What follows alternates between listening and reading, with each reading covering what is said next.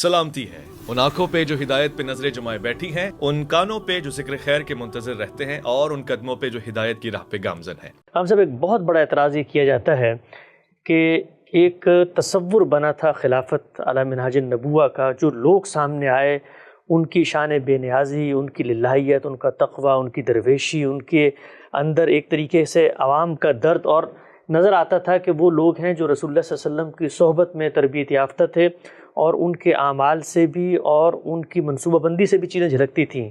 कहा जाता है कि जिस वक़्त सैयदना अमीर मुआविया ने नाने हुकूमत संभाली, उसके बाद से जो कुछ रियासत और सियासत और कल्चर और जो चीज़ें सामने थीं, उसका उस खिलाफत से कोई ताल्लुक़ नहीं था। मैं एक छोटा सा इक़्तिबास आपकी खिदमत में रखता हूँ। मौलाना सैयद अबूल साहब मौदूदी लिखते हैं कि दूसरी नुमायाँ तब्दीली ये थी कि दौर मुल्कियत के आगाज़ से बादशाह किस्म के खुलफ़ा ने कैसर व कसरा का सा तर्ज़ ज़िंदगी इख्तियार कर लिया और इस तरीके को छोड़ दिया जिस पर नबी सल्लल्लाहु अलैहि वसल्लम ने चारों खुलफ़ाए राशिदीन ने ज़िंदगी बसर करते थे। लेकिन मुल्कियत का दौर शुरू होते ही इस नमूने को छोड़कर रूम और ईरान के बादशाहों का नमूना इख्तियार कर लिया गया। इस तब्दीली की इब्तदा सैयदना अमीर मुआविया के ज़माने में हुई है। ये बताइएगा हम साहब, अगर इतनी अच्छी नीयत थी, इतना सदीद मकसद था, और वही कुछ था कि जी सैयदना उस्मान के कातिलीन का बदला भी लेना है और जैसे मामलात चल रहे थे उसी को आगे लेकर चलना है, तो जो कुछ नतीजा बाद में निकला वो नतीजा तो अकल कहती है कि फिर हुकूमत में आने का मकसद कुछ और होना बज़ाहिर नज़र आता है ना, क्योंकि उसके बाद जो कुछ हुआ वो तो वो नहीं था जो पीछे हो रहा था। क्या नतीजा निकला? सहाबाए किराम को जब हुकूमत मिली तो अरब का एक तमद्दुन था, खुद रिसालत मआब सल्लल्लाहु अलैहि वसल्लम उसी तमद्दुन में पैदा हुए। उसके लिहाज से लोगों के रहन सहन की भी एक हद थी। जैसे जैसे सल्तनत फैलती चली गई, इराक़ के, शाम के, ईरान के इलाके उसके साथ शामिल हुए, तो दूसरे तमद्दुन से भी लोगों को वास्ता पड़ा। उसके असरात सबकी ज़िंदगियों में हुए। सहाबाए किराम में से भी बहुत से लोग हैं जिन्होंने दूसरे इलाक़ों में जाके अपने मुस्तकर बनाए। उनमें से बाज़ वो भी थे जिन्होंने बड़े कारोबार किए, जैसे सैयदना अब्दुर्रहमान बिन औफ हैं, ख़ुद सैयदना उस्मान। अबू बकर उमर ने जो ज़िंदगी अपने लिए इख्तियार की, वो इसमें कोई शुबा नहीं कि बादशाही में फ़कीरी की ज़िंदगी थी। लेकिन क्या उसका नाम खिलाफत राशिदा है?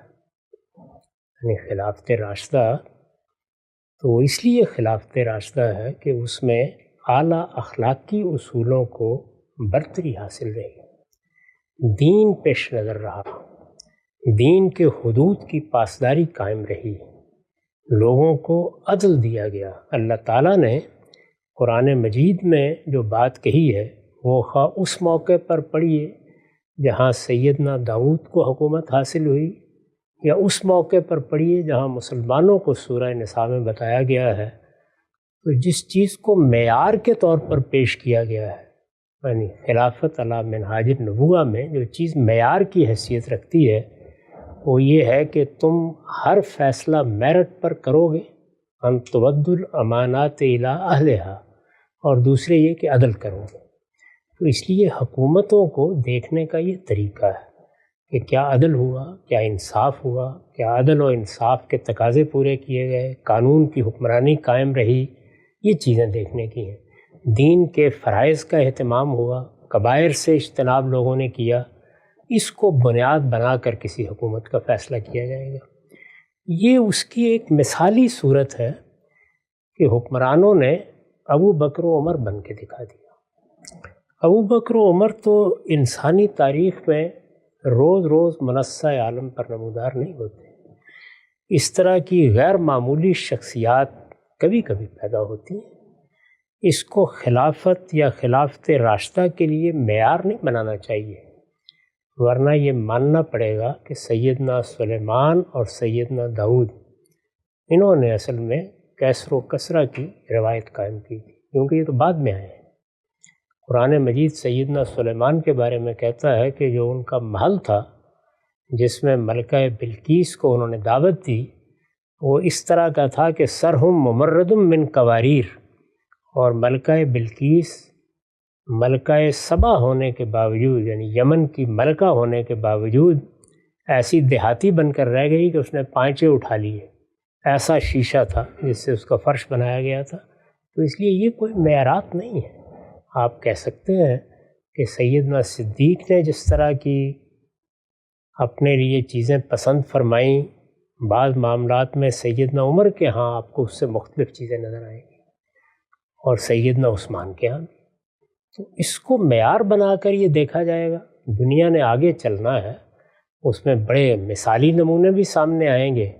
کچھ لوگ فقر و درویشی کو حکومت کرنے کے لیے ایک مثالی چیز سمجھیں گے، اور کچھ سلیمان و داؤد کے طریقے کا طرز عمل اختیار کر کے بھی لوگوں کو عدل فراہم کریں گے۔ تو اصل چیز جو معیار ہے وہ عدل ہے، قانون کی حکمرانی ہے، وہ چیزیں ہیں جو ایک حکومت کو راشدہ حکومت بناتی ہیں۔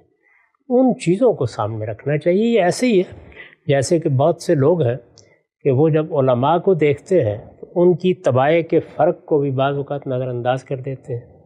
ان میں آپ کو بالکل درویش صفت لوگ بھی ملیں گے، اور امام مالک کی طرح کے لوگ بھی ملیں گے کہ جو بہت عمدہ لباس پہنتے تھے اور بہت اچھے لب و لہجے کے ساتھ لوگوں کے سامنے آتے تھے، اس میں کوئی درویشی یا مسکینی کا تاثر نہیں ہوتا تھا۔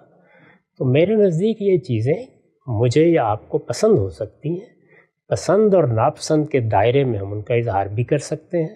یہ بھی کہہ سکتے ہیں کہ جو مسلمانوں کے حالات تھے ان کا لحاظ کرتے ہوئے درویشی کا طریقہ ہی صحیح تھا، اور یہ بھی کہہ سکتے ہیں کہ حالات بدل گئے، حکومت قائم ہو گئی، سلطنت بہت عظیم سلطنت تھی، عام خوشحالی تھی، اس میں حکمرانوں کے ہاں بھی بعض چیزیں آ گئیں۔ دیکھنا یہ چاہیے کہ انہوں نے بیت المال کے ساتھ کیا معاملہ کیا، لوگوں کو انصاف دیا، قانون کی حکمرانی قائم کی۔ یہ کوئی بھی نہیں کہتا کہ سیدنا صدیق اور سیدنا فاروق اور سیدنا عثمان ایک ہی درجے میں تھے۔ سب کے رہن سہن میں، سب کے معاملات کرنے میں، سب کے چیزوں کو دیکھنے میں، سب کے تقرر کرنے میں، سب کے اجتہادات میں بہت فرق نظر آئے گا۔ تو کسی ایک چیز کو مثال بنا کر آپ دوسروں پر تان نہیں کر سکتے، بلکہ اس تنوع کو قبول کرنا چاہیے کہ حکمرانوں کے ہاں یہ ساری چیزیں نمایاں ہو سکتی ہیں، علماء کے ہاں بھی ہو سکتی ہیں، قوم کے رہنماؤں کے ہاں بھی ہو سکتی ہیں۔ بنیادی حقائق کو دیکھنا چاہیے جو قرآن نے بیان کر دیے ہیں۔ تو وہ بنیادی چیزیں جو قرآن نے بیان کی ہیں، میں نے ان کو اپنی کتاب میزان میں قانون سیاست کے زیر عنوان واضح کیا ہے۔ اس میں اصل ذمہ داری کیا ہے؟ عدل قائم کرنا، اور تمام فیصلے میرٹ کی بنیاد پر، استحقاق کی بنیاد پر کیے جائیں۔ اور جو دینی ذمہ داریاں ہیں وہ بھی قرآن نے بیان کر دی ہیں، یعنی معروف کی تلقین کی جائے، منکر سے لوگوں کو روکا جائے، نماز کا اہتمام ہو، زکوٰۃ پر نظم چلایا جائے۔ اس میں کوئی تغیر آیا، کوئی تبدیلی آئی تو بتائیے۔ اسی طریقے سے نظام چل رہا تھا۔ باقی یہ کہ اگر حکمرانوں کے رہن سہن میں کچھ تبدیلی آئی یا تغیر آیا تو اس کو طبائع پر، حالات پر محمول کرنا چاہیے، اور اس میں لوگوں کے اذواق بھی مختلف ہو سکتے ہیں۔ یہ ایسی چیزیں نہیں ہیں کہ انہیں خلافت راشدہ یا خلافت راشدہ نہیں رہی اس کا معیار بنا کے پیش کیا جائے۔ وہ ایک مثالی حکومت تھی، کوئی شبہ نہیں ہے۔ اور مثالی حکومت کس معنی میں تھی؟ اشخاص مثالی تھے۔ چنانچہ بعد میں بھی سیدنا عمر بن عبدالعزیز کے ہاں ہم نے اس کی ایک جھلک دیکھی۔ ایسے بادشاہ بھی بعد میں ہوئے ہیں جن میں درویشی کی خوبو تھی، تاہم یہ کوئی معیار نہیں ہے۔ یہ کہنا چاہیے کہ ہر جگہ پر درجات ہوتے ہیں، اور جو سیدنا صدیق اور سیدنا عمر کا درجہ ہے، کون کہتا ہے کہ باقی لوگ ان کے مقابل میں آ گئے تھے؟ وہ تو ایک خواب ہی ہے جو دیکھا جا سکتا ہے۔ انسانی تاریخ میں ان دونوں شخصیات کی کوئی مثال پیش نہیں کی جا سکتی۔ سیدنا علی کے ہاں البتہ وہی رہن سہن تھا، وہی انداز تھا، انہوں نے اپنی درویشی کو قائم رکھا۔ تو یہ جھلک آپ کو مختلف موقعوں پر نظر بھی آتی رہتی ہے، اور بعض جگہوں پر آپ کو کچھ دوسرے اعتبار، دوسرے اوضاع بھی نظر آتے ہیں۔ ان میں کہاں جا کر معاملہ اس درجے سے نیچے گر گیا ہے جو کم سے کم درجہ میں نے بیان کر دیا، اور کہاں بات آسمان پر پہنچ گئی ہے۔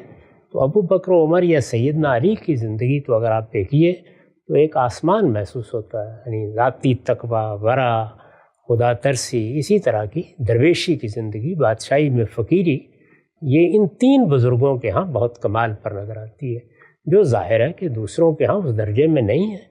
سیدنا معاویہ کے ہاں بھی ایسا نہیں ہے کہ وہ بادشاہی کے آداب آ گئے تھے جس کو مولانا سید عبداللہ صاحب مودودی نے بیان کیا ہے۔ وہ بعد میں آئے بنو امیہ میں، لیکن اس درجے میں کوئی معاملہ نہیں تھا۔